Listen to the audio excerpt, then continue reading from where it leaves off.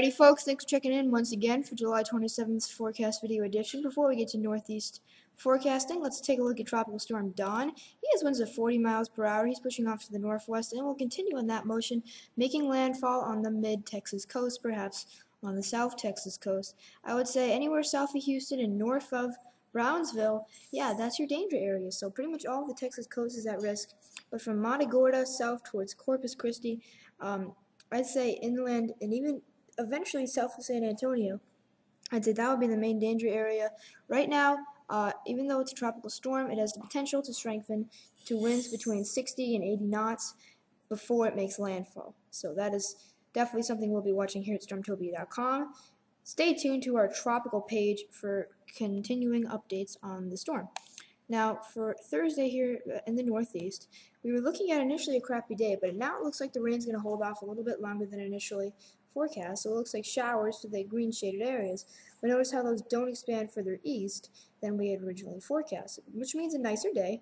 Highs in the 90s across the mid-Atlantic, 80s across southern New England, cooler sea breeze. Every one of these days is going to have a big-time sea breeze. Boston, the city itself, is going to be several degrees cooler than surrounding areas. On Friday, it's going to be actually a little bit warmer than surrounding areas, so that's kind of controversial because we're going to be seeing showers and thunderstorms pushing through. Okay, and Boston might get affected the least, but that's still kind of far out to say. With these showers and thunderstorms, temperatures are going to be knocked down a lot. Look at the difference in temperatures here, pretty impressive. 90 for a high in New York, meanwhile Hartford, Connecticut, and most of Connecticut should be looking at highs in the mid to upper 60s, which is much cooler.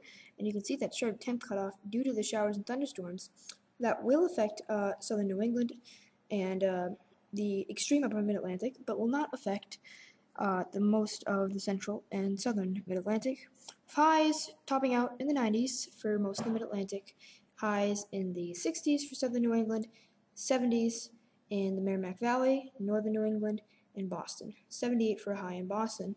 Saturday, it's picture perfect. It's a little bit cool, though, for a beach day. On Saturday, should be highs in the 70s across most of southern New England. Pioneer Valley in Connecticut should be in the low 80s.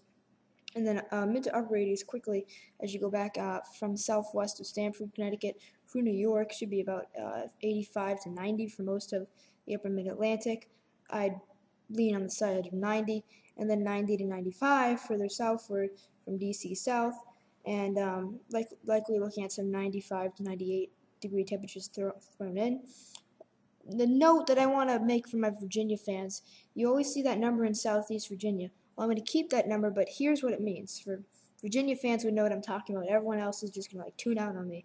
But the forecast highs for southeast Virginia is a mix of what I expect for Virginia Beach and for the city of Norfolk. So it's about the midpoint between those two cities. So if you're in Virginia Beach and the highest forecast to be 87, you're like, well, Nick was only 75.